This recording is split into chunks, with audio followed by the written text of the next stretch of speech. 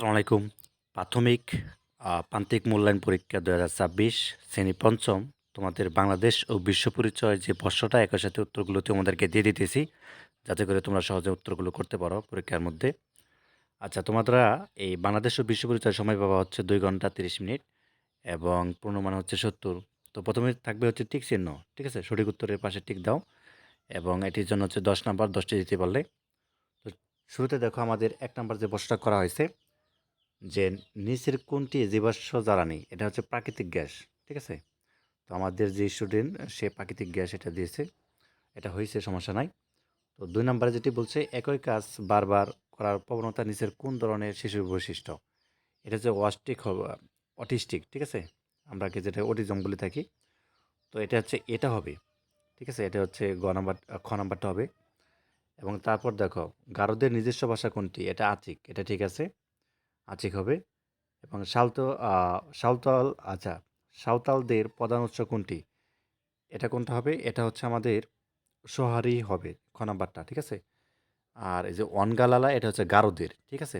তো আমাদের উত্তরটা হচ্ছে খ নাম্বারটা হবে, যারা খ নাম্বারটা দিয়েছো তাদেরটা হয়ে গেছে। তো এরপর দেখো ৫ নাম্বারটা যে সমতা ভিত্তিক শিখন পরিবেশের ছেলে মেয়ে উভয়ের মধ্যে কি তৈরি হয়? নিরাপত্তা বোধ, ঠিক আছে? নিরাপত্তা বোধ, এটা খ নাম্বারটা ঠিক আছে। এবার দেখো জলবায়ু পরিবর্তনের কারণে তাপমাত্রার কি পরিবর্তন হচ্ছে? তো দ্রুত বাড়তেছে না? এটা হচ্ছে ক নাম্বারটা হবে। ঠিক আছে? এটা হবে না, অর্থাৎ এটা খরচ হবে। ক নাম্বার আনসার হবে। বনায়ন বলতে কি বোঝায়? গাছ লাগানো হবে, গাছ কাটা না। ঠিক আছে? তো যে স্টুডেন্ট এটা দিয়েছে এটা হচ্ছে কাট হবে, এটা কিন্তু হবে না, খ নাম্বার হবে। বনায়ন বলতে গাছ লাগানো। আচ্ছা, এরপর দেখো ৮ নাম্বার জলবায়ু পরিবর্তনের ফলে কোনটি ঘটে? জলবায়ু পরিবর্তনের ফলে কোনটি ঘটে সেটা হচ্ছে যে অতিবৃষ্টি হয়। ঠিক আছে? অতিবৃষ্টি হয়। এবং সমতা মানে কি? সমতা মানে হচ্ছে কি সমান অধিকার। সমতা মানে সমান অধিকার। ঠিক আছে? আচ্ছা, এখানে গারো হবে, যে গারো সমাজের বংশ পরিচয় হচ্ছে মায়ের গোত্র, মায়ের গোত্র। আচ্ছা, আমরা এমসিকিউ গুলো দেখলাম, এরপরে হচ্ছে শূন্যস্থান রয়েছে। শূন্যস্থানে আমাদের দেখব আনসারটা। তো ৫ম শ্রেণীর প্রিয় শিক্ষার্থীরা এবং একই সাথে যারা অভিভাবক আছেন আমার ভিডিওটি দেখতেছেন, তো ৫ম শ্রেণী আমরা স্পেশালি অনলাইন ব্যাচে ভর্তি করতেছি, যেহেতু সামনে বার্ষিক পরীক্ষা এবং একই সাথে হচ্ছে যে তারা হচ্ছে বৃত্তি পরীক্ষা দিবে, এর জন্য অনলাইনে ব্যাচে আমাদের ভর্তি চলছে। তো ভর্তি ফি হচ্ছে মাত্র ৩০০ টাকা এবং মাসিক একটা ফি আছে, যেহেতু আমরা ৫টি সাবজেক্ট পড়াবো। তো এটির জন্য হচ্ছে ৫০০ টাকা আর কি মাসিক ফি। তো আপনি হচ্ছে জুমে বা গুগল মিটে ক্লাস করতে হবে। তো সপ্তাহে ২ দিন ক্লাস। তো আমরা এমনভাবে পড়াই একজন স্টুডেন্টকে, এমন একটা প্রত্যেকটা চ্যাপ্টার ধরে, ধরে এমনভাবে পড়াই লাইন বাই লাইন, যাতে করে যত ধরনের প্রশ্ন করুক না কেন, সব ধরনের প্রশ্নে কিন্তু শিক্ষার্থী আনসার করতে পারবে। ঠিক আছে? তো যাই হোক, আমরা একই সাথে হাতের লেখার প্রতি জোর দেই। ঠিক আছে? একই সাথে কীভাবে লিখলে নাম্বার বেশি পাওয়া যায় ওই সময়ের মধ্যে, সবকিছু কিন্তু আমরা শিখিয়ে দেই। তো কাজে যারা ভর্তি করতে চান, অভিভাবক আছেন, এই নাম্বারটির মধ্যে হোয়াটসঅ্যাপ বা ইমো আছে, এখানে যোগাযোগ করে আমাদের সাথে কনফার্ম করে বা কথা বলে দেন হচ্ছে আপনার বাচ্চাকে ভর্তি করতে পারেন। ঠিক আছে? আচ্ছা, শূন্যস্থান পূরণ যেটি ছিল আমাদের জলবায়ু পরিবর্তন রোধে সচেতনতা, এখানে হচ্ছে আমরা এটা দিতে পারি সচেতনতা বনায়ন। ঠিক আছে? বা হচ্ছে বনায়ন, এটা দিতে পারি প্রয়োজন। এবং বনভূমির ধ্বংসকে বন উজাড় বলা হয়। ঠিক আছে? বন উজাড় বলা হয়।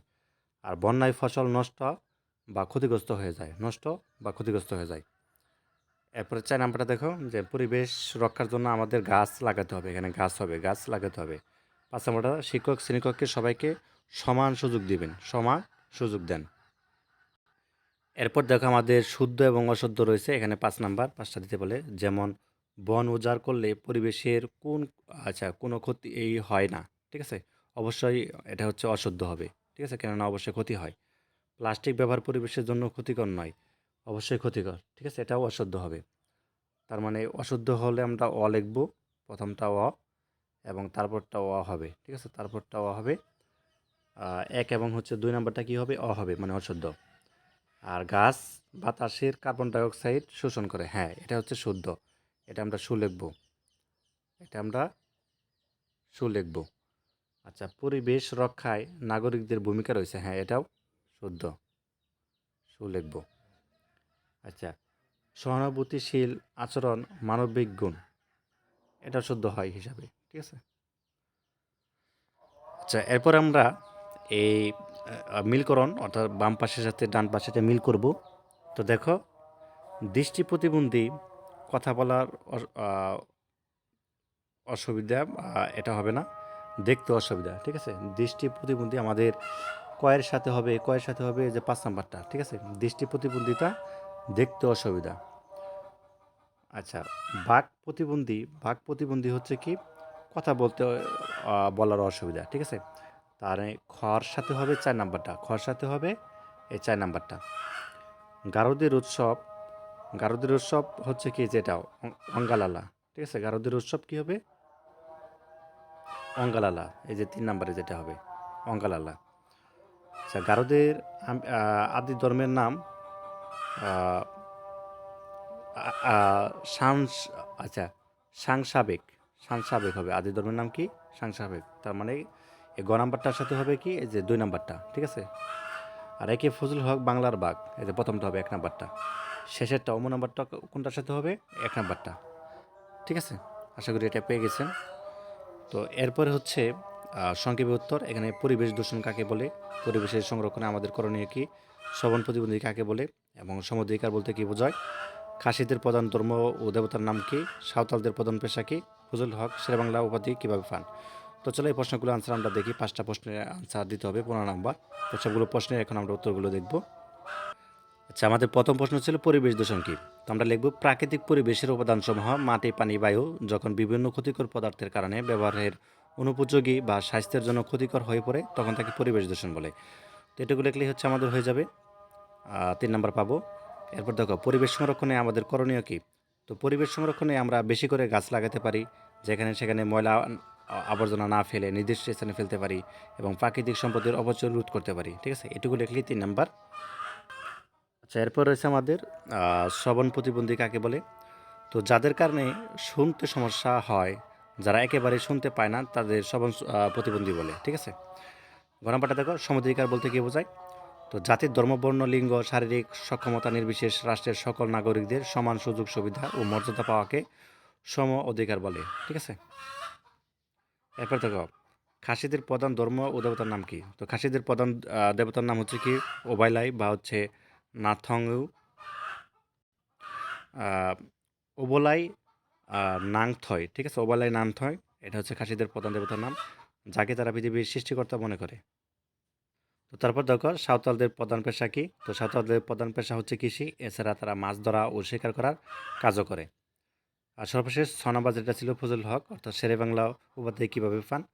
তো শেরেবাংলা একে ফজল হক তার অসামান্য বাগ্মিতা, তেজস্বিতা এবং বাংলার মানুষের স্বার্থে বলিষ্ঠ নেতৃত্বের কারণে ১৯৩৭ সালে নিখিল ভারত মুসলিম লীগের অধিবেশনে শেরেবাংলা বাংলার বাক উপাধিতে ভূষিত হন। আচ্ছা, এরপর দেখো ৬ নং এ আমাদের রচনামূলক প্রশ্ন রয়েছে। এখানে ৫টি প্রশ্নের উত্তর দিতে পারলে হচ্ছে ৩০ নাম্বার, ৫, ৬, ৩০, প্রত্যেকটা হচ্ছে ৬ নাম্বার করে। আচ্ছা, এখানে দেখো পরিবেশ সংরক্ষণ আমরা কি করতে পারি পরিবেশ সংরক্ষণে? তো বিশেষ চাহিদা সম্পন্নদের প্রতি সহানুভূতি কেন জরুরি? এবং ২ গ নাম্বার, গারো নৃগোষ্ঠীর জীবন ধারা বর্ণনা করো। শেরেবাংলা একে ফজল হকের জীবনী ও তার অবদান সম্পর্কে লেখো। সাঁওতাল নৃগোষ্ঠীর জীবনযাত্রা বর্ণনা করো। শ্রেণীকক্ষের সমগ্রহণ নিশ্চিত করো।